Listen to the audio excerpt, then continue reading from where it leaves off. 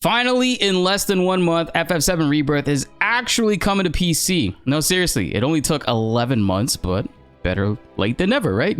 And there's a bunch of exciting news to also go along with that we just have to talk about. This isn't just going to be any standard port going from console to PC. They're actually revamping the lighting, enhancing the textures, adding DLSS with VRR support, and so far, that's already way more than their previous PC ports have ever done, which is a huge deal that I've been hoping that they take seriously this time around. We also got some news about the future of exclusivity when it comes to Square Enix, and also a timescale for Part 3's development. And the best news about all of this is I got you guys the best deal you do not want to miss out on. I'm partnering with Instant Gaming, link down below in the description and pinned in the comments to get you guys Final Fantasy 7 Rebirth on PC at the most ridiculous prices. They literally have every single version here, guys. If you want the standard version of FF7 Rebirth for PC, $41. If you want the digital deluxe edition for Final Fantasy 7 Rebirth on PC, $52. And if you don't have Remake already, Remake integrated on PC, there is the twin pack for $55, which is the craziest bang for your buck. And also on the flip side, there's a digital deluxe edition version for Final Fantasy 7 Remake Integrate and Rebirth for $72.99. Now, while of course Steam does have a sale going on right now for Final Fantasy 7 Rebirth, it is nowhere near the prices that you're going to be getting on Instant Gaming that have actually significantly decreased it. Instead of $89 for the digital deluxe twin pack, you're looking at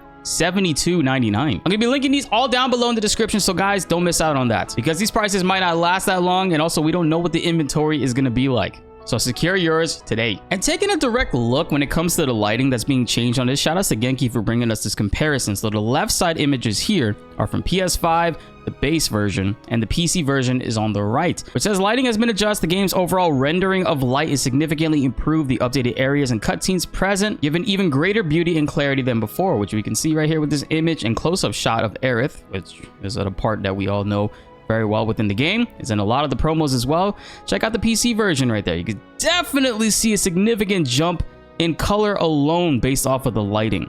This is nothing new, of course, when it comes to what Square Enix did previously for Final Fantasy 7 Remake Integrate. When Integrate got their PS5 version to come out after the game was originally on PS4, coming alongside with the Yuffie DLC, they also updated the lighting there as well, which is kind of interesting to see that so far the PS5 Pro version doesn't seem to be benefiting from any lighting enhancements. I wonder if this is something that they may add on later, but as of right now, it just seems that the PC version will be containing that. This is the PS5 screenshot of Tifa at Junon, and then going over here, significant bump. Oh my god. We also got some other shots here with the PS5 version on top and the PC version at the bottom. You can definitely see a bump in color, picture quality, image quality, clarity in general. Looking really damn good. Obviously, it's a different frame, slightly off from the other. You can see the whisper going off a little bit more to the left. This might be a little bit more ahead, whereas this one is slightly behind, but obviously that wouldn't really affect anything when it comes to the coloring and lighting goes. And the second image is what we already talked about just now. And also not so clear right here just because of the way that they saved it. Shout outs to Reset Era for completely butchering this one, but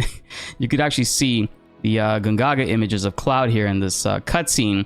His hair, his face, his clothes, everything is being significantly impacted on it. And of course Sephiroth too, which this area doesn't have a whole lot of lighting, but you can see that it's definitely looking better. These lighting changes look absolutely significant, man. I mean, there's even the shot when they're running on the Mount Corel railway. You can actually see the light and shadows penetrating through the bridge in the distance behind Cloud and Barret on the walkway. It's definitely going to enhance a whole lot when it comes to this game. When the demo for Rebirth last year launched, and then of course the first couple weeks when the game officially came out, the game did suffer from some lighting issues, myself included. I had some crazy bugs with it as well, but they went in and they tweaked what they could when it came to the global light settings and how it affected and reflected on certain characters' faces. I mean, Cloud looked like he was telling campfire ghost stories in the corner. But that seemingly has been fixed. However, they can't really overhaul all of it, I guess, when it comes to the console version, so that's being saved for the PC version. There is a very exciting bit of news that comes from Kitase himself right here. It says he's satisfied with the Final Fantasy 7 Rebirth meeting a certain number of sales, which is, you guys are really gonna like this one, okay? So in a new interview from IGN Brazil, Kitase revealed that Square Enix is satisfied with Rebirth meeting the sales numbers. However, there hasn't been any official reveal of the copies sold. This is a good sign that the game did sell in line with what Square Enix expected. While we are satisfied we're meeting a certain number of sales, with the current modernization state of games, we cannot be exclusive to a single platform. I think we need to be able to offer the game to as many players as they can. Glad they realize that. They need to know this. Square Enix is not a company that is actually going to be benefiting a whole lot when it comes to being exclusive towards one particular brand, not just PlayStation, but PC. Either way, they're going to benefit more if they're widely available across all different platforms that can run their games. Console exclusivities only benefit the platform that it's on, really. In the end, it's going to sell more consoles in order to entice people to bring them over there, which Sony has been working out with them for quite some time. However, going forward, it seems that Square Enix is very well aware that they can't really be doing that anymore.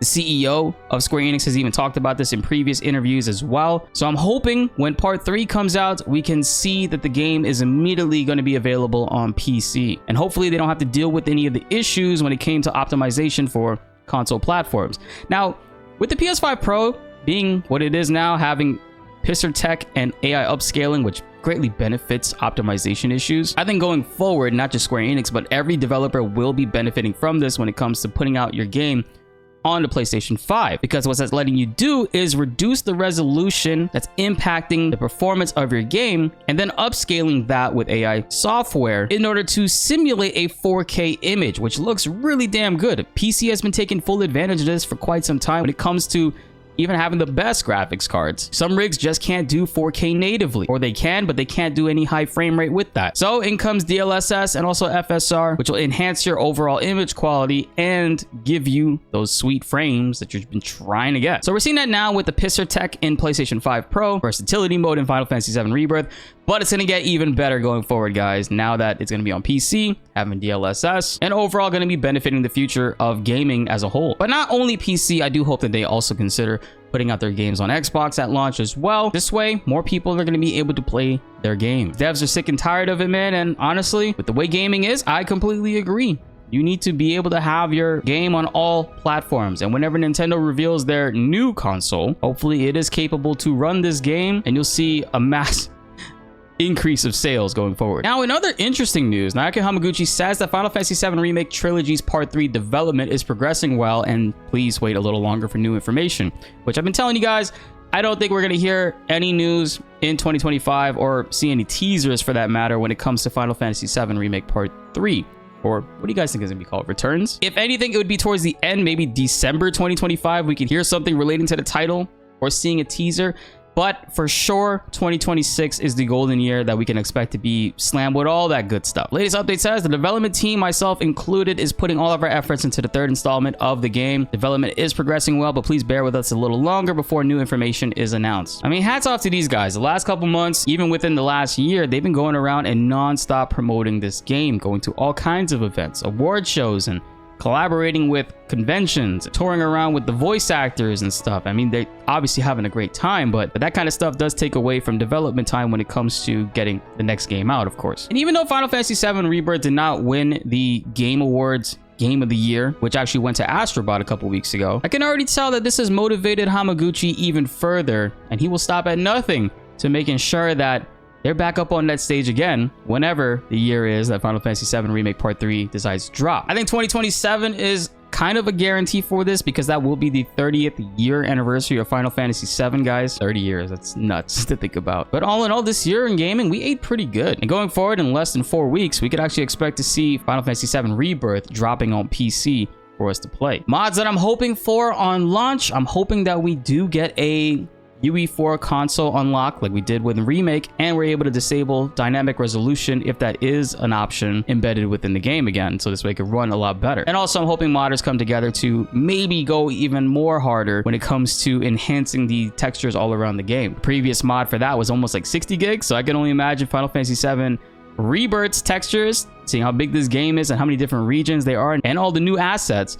I could totally see it being something along the lines of 200 plus gigs, in addition to the game already being 200 gigs. And finally, Final Fantasy 7 Remake and Rebirth both receive updates as well. The main thing for Rebirth and Remake, they added in a fast forward function to be able to speed up cutscenes with bosses and stuff within battles, which I think is going to help out tremendously. I got to experiment with that a little bit last night myself. And also they fixed a vibration function issue with Final Fantasy 7 Rebirth. There's also a newly added head start function that they added to Final Fantasy 7 Remake, where it actually gives you more bonus money advanced levels, equipment, and materia to start off the game, which is a huge deal, especially given in the fact that in Remake, there's not a whole lot of grinding that you have to do, but towards the end game, it does get kind of tedious to have to go back through chapters to rerun certain points to level things up. I'm talking from experience. I had to do that quite a lot. So it's nice to see that that's actually an option for people to enjoy more of the game and less of the grinding, if you want to, that is. But so far, that's gonna wrap it up for this video, guys. Pretty exciting stuff, man. I'm looking forward to this PC release and just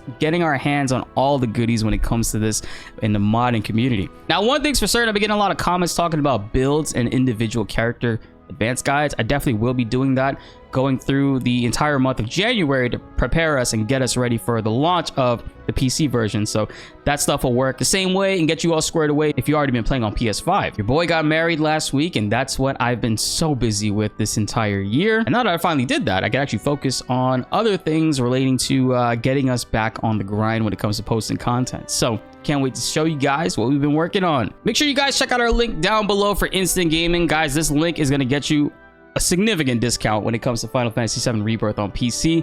It also does help out the channel a lot, and major shout outs to Instant Gaming again for partnering up with us on this. There is a disclaimer that does say if the price drops before this release, they will refund you the difference. So again, major shout outs to Instant Gaming for being a real one with that. Be sure to like the video if you enjoyed, and subscribe if you are new. More Final Fantasy 7 Rebirth videos are on the way, and you don't want to miss them. My name is BltzZ, and thanks for watching.